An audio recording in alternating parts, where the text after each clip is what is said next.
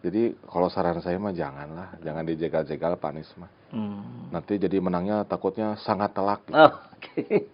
Kasus PDI 99, kasus Pak SBY, Iya. ya kan? Apa Kasus Pak Jokowi sendiri, ya kan?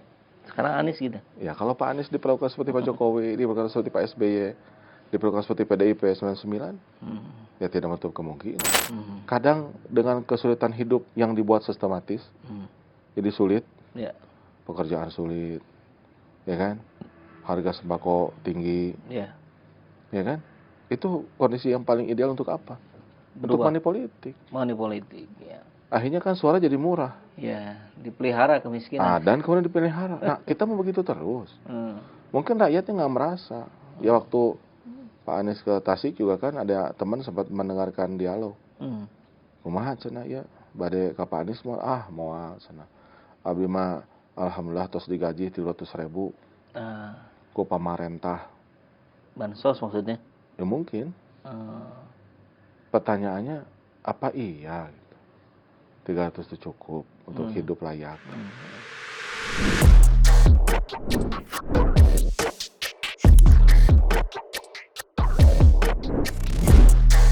Bismillahirrahmanirrahim. Assalamualaikum warahmatullahi wabarakatuh. Assalamualaikum. Ini beda lagi tempatnya ini. Biasa kita kalau berbincang dengan Kang Haru, ruangannya nggak di sini, Kang ya. Iya. Ini Peresmian. di tempat yang berbeda. Peresmian studio baru. Oh, ini studio baru ini. Alhamdulillah. Jadi setelah ini mungkin gunting pita nanti gitu. Studio Om Ali ini. Iya. Nah, Kang, kita pakai thumbnail video ini. Thumbnailnya ini, Kang. Pilpres makin panas. Iya, makanya tadi saya minta AC-nya dinaikkan, suhunya Oh gitu. buat makin dingin. Oke. Sudah dinaikin AC-nya, Kang Ali? Sudah ya. Anies terus dijegal, begini sikap Kang Haru. Nah, ini berawal dari ini, Kang. Kemarin tuh 2 hari yang lalu maksudnya. Malam-malam tuh saya dikontak oleh Brigjen Purnawirawan Polisi Pak Rusli. Kang Saiful, acara temu alumni di BMC batal katanya. Ada mendadak tidak boleh. Ada surat inilah gitu, intinya begitu. Wah, masa saya nggak tahu. Ya itu kita mau nanya nih ke Kang Saiful, jadinya pindah kemana itu Ngariung alumni? Wah, saya belum tahu, nanti deh saya kabarin saya kalau udah tahu. Cari tahu lah. Ternyata dapat juga press release, tapi lebih ke ya, mestinya relawan Anies, pendukung Anies jangan dijegal terkait dengan itu. Makin malam dapat info lagi, alhamdulillah tetap bisa dipakai katanya. Nah, ini gimana nih Kang? Kan kebetulan kemarin kita juga bertemu, maksudnya saya melihat Kang Haru ada di temu alumni ITB. Iya. Bisa berlangsung di situ. Adakah cerita yang Kang Haru dapatkan tentang itu? Iya. Saya alhamdulillah kemarin bisa sempat hadir ya. Dari Jalak Harupat terus ke BMC. Justru kalau di alumni mah adem aja gitu. Oh. Nggak ada berita bahwa nggak boleh gitu. Cuma saya juga ada grup satu lagi. Yang riuh, grup relawan. Oh. Kalau grup relawan, iya ramai. Ya sempat ada yang inilah menyampaikan surat balasan lah gitu. Kita dengar itu dari ini, ada yang menolak dari forum mahasiswa Bandung apa gitu. Iya. Tapi sebetulnya tidak sampai bermasalah itu tempatnya. Iya, kalau yang protesnya forum gitu ya. Forum luka naon saya kira lupa lagi nya. Kapasitas legalitasnya gimana itu juga nggak tahu. Jadi ya makanya sampai sempat nggak inget berarti kan kita nggak perhatian gitu ya. Okay. Kemarin malah lancar, acaranya nggak ada gangguan sama sekali. Ya. Kita tahu kok, gitu kan orang Bandung kita mah ya. BMC mah kafe gitu ya. Kafe dari dulu itu. Dari dulu gitu. Jadi kalau mau ada acara siapapun, diskusi, nikahan gitu ya, ngobrol di situ saya kira nggak ada alasan gitu buat dilarang-larang gitu ya. Yang aneh itu ketika alasan larangannya adalah itu dikelola swasta katanya, tapi itu tanah bangunannya milik pemerintahan. Iya. Padahal kalau bicara milik pemerintah, hotel-hotel juga beberapa punya pemerintah itu. Hotel Prenger juga. Hotel Prenger juga. Punya Pemprov Jabar. Tuh, punya Pemprov Jabar. Tapi PKS suka pakai. Nyewa maksudnya, bayar. Iya. Gitu. Tapi boleh gitu. Boleh, nggak ada masalah. Jadi saya kira ya kayaknya teman-teman forum informasinya kurang ya. Jadi kudet gitu. Kurang update. Kurang gaul. Iya. Jadi nggak ada bahasan di alumni ITB mah nggak ada. Jadi acaranya lancar, ya justru mungkin mereka sambil pengen apa ya namanya seperti reunian lah kan, ngariung ya. Itu tempat mereka dulu mungkin sering nangkring di situ, gitu ya. Ngajakin Pak Anies, dan akhirnya ya seperti alumni ITB dengan alumni UGM yang ngobrol itu. Itu sempat ada saling roasting juga katanya. Pak Anies roasting ITB katanya. Iya. Pak Syaganda roasting UGM. Iya. Tapi itulah kalau orang-orang akademis berkumpul ya keseruannya ada nilainya, berbobot, punya ini kan bicara tentang teknokrasi, tentang segala macam, luar biasa itu. Dan kalau melihat upaya kan kalau Pak Syaganda itu saya dengarkan juga lumayan agak keras juga itu, mengkritisi kebijakan pemerintah mobil listriknya dan segala macamnya yang tidak tepat guna. Nah, apakah karena judulnya Anies terus dijegal, menurut pandangan Kang Haru ada kaitannya kah ketika tim Pak Anies sendiri juga beberapa kali mengkritisi kebijakan pemerintah, sehingga ini kok ngeritik terus ini, jegal aja lah kegiatan-kegiatannya. Apakah begitu atau gimana kan? Ya kan kalau kita lihat kan ada dua aliran ya di Capres ini. Oh, dua aliran. Ya, aliran lanjutkan dengan aliran perubahan. Gitu. Kebetulan yang mengemukakan dari lanjutkan ini kan 2 capres. Ya. Sedangkan perubahan 1 capres. Gitu. Kalau saya sih melihatnya sebagai sebuah dinamika ya. Masih wajar lah gitu ya. Ya kalau cita-cita sih mungkin pengen kalau bisa Pak Anies gak usah maju lah gitu. banyak yang pengen begitu tuh ya. Gitu. Ya wajar. Sama juga kan orang yang pengen perubahan langsung berubah lah, Pak Anies dilantik langsung gitu. Nggak usah pilpres dulu gitu kan. Ya sama, semua juga kalau pengen mah pengen cepet ya kan, terus pengen jagoannya langsung jadi gitu kan. Tapi kan kita punya aturan main kan. Jadi ya semua harus mematuhi gitu. Yang pengen lanjutkan ya harus mematuhi gitu. Yang ingin perubahan juga harus mematuhi gitu ya kan.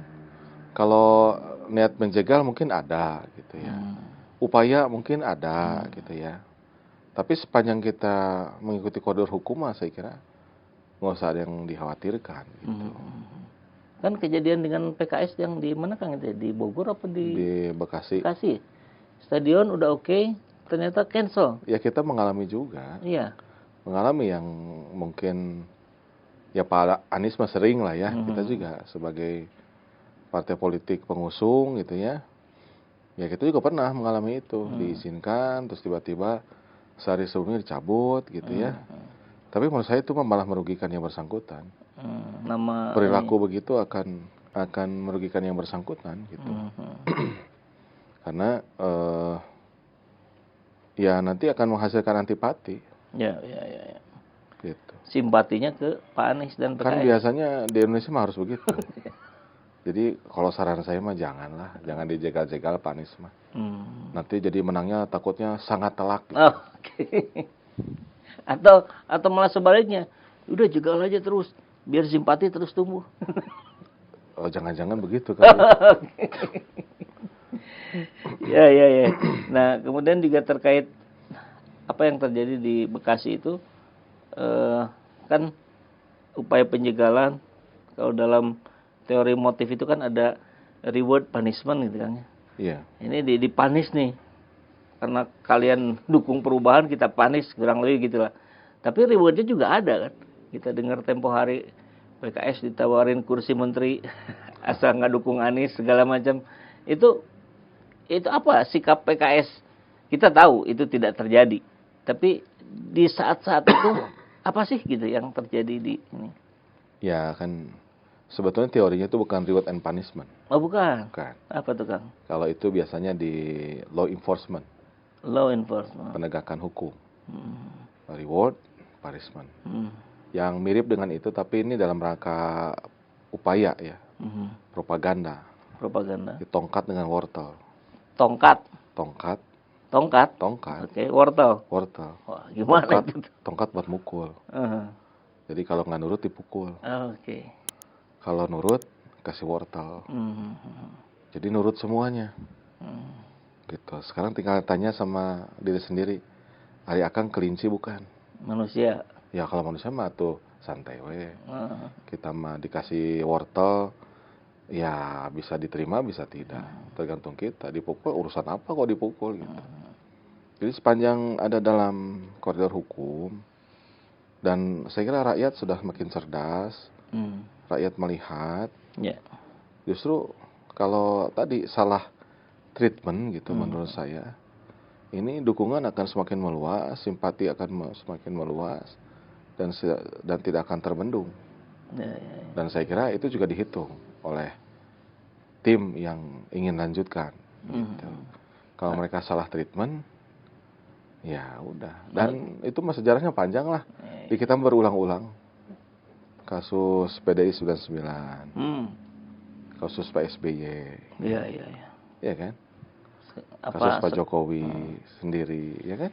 Sekarang Anies gitu. Ya, kalau Pak Anies diperlakukan seperti Pak Jokowi, diperlakukan seperti Pak SBY, diperlakukan seperti PDIP 99, ya tidak menutup kemungkinan. Dan orang Indonesia mah karunyaan. Oke.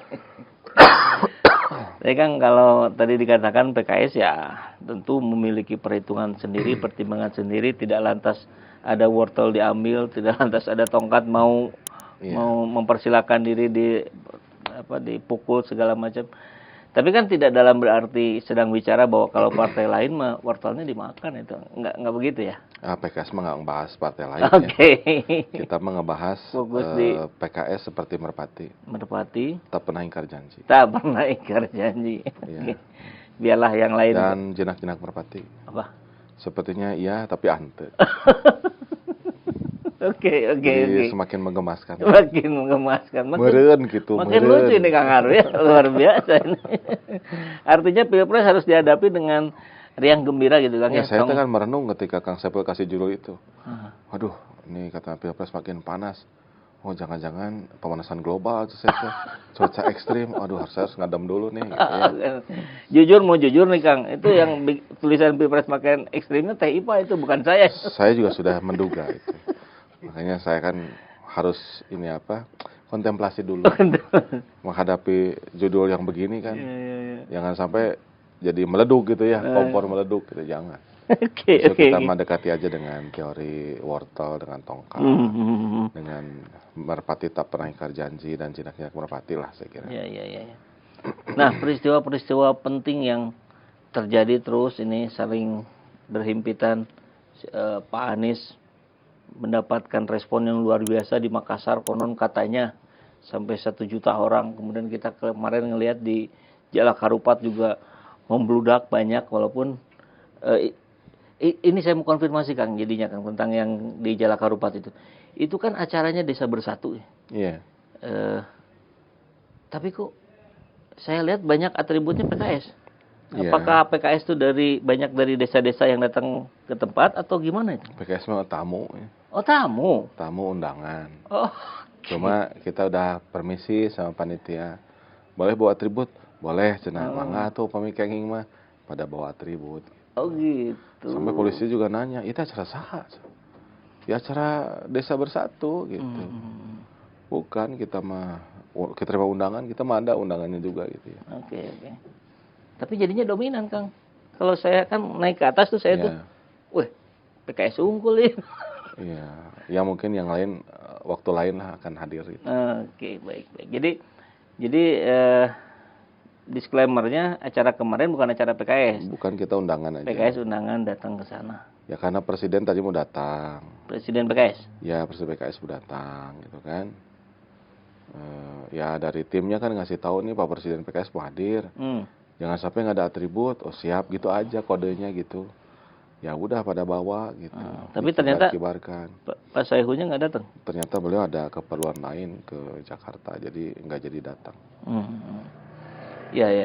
Nah, kembali ke yang tadi, Kang. Ini saya ingin memastikan kembali bagaimana sebuah kontestasi, persaingan antar partai politik, antar presiden segala macam ini mau tidak mau memang makin banyak intrik, makin banyak gimmick, makin banyak cara-cara yang apa ya? Kalau secara pribadi saya melihatnya ini tidak mendidik rakyat gitu. Ini informasi saja bahwa kemarin ada sebuah lembaga survei, kalau tidak salah LSI, yang memunculkan nama cawapres tertinggi hasil polling di Jawa Timur itu Erick Thohir. Yang kedua Hovifah.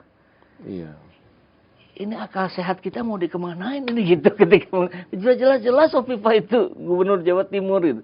Nah, yang begitu, belum lagi yang lain-lain.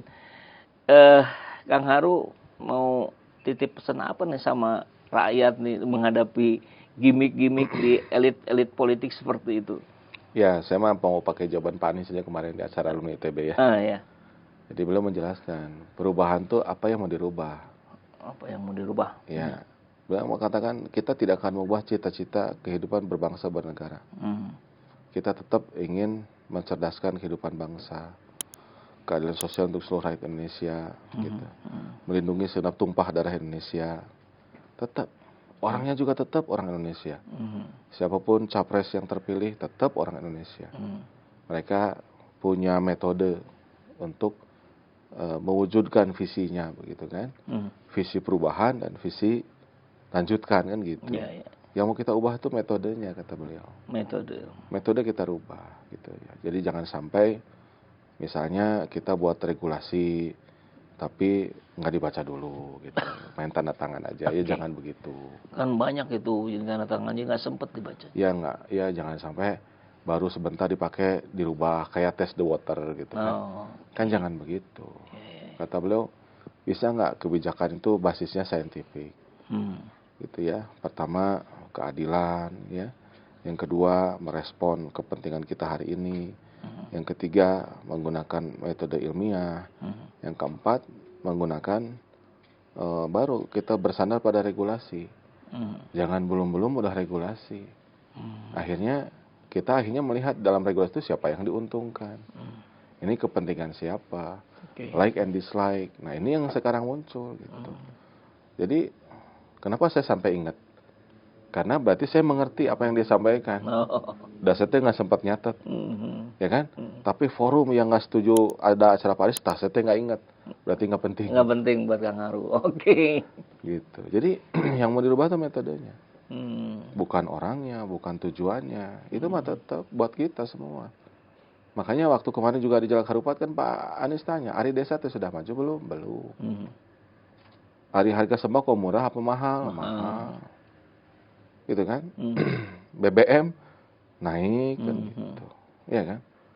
Jadi itu mah common sense gitu. Tinggal kan sekarang rakyat itu sudah mengatakan enough apa belum gitu.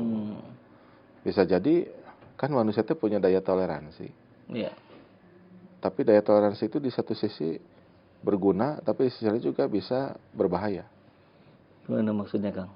Misalnya gini, ada orang yang sakit kepala, ya, tapi nggak dirasa, dia minum aja Paramek terus, padahal dia tuh hipertensi.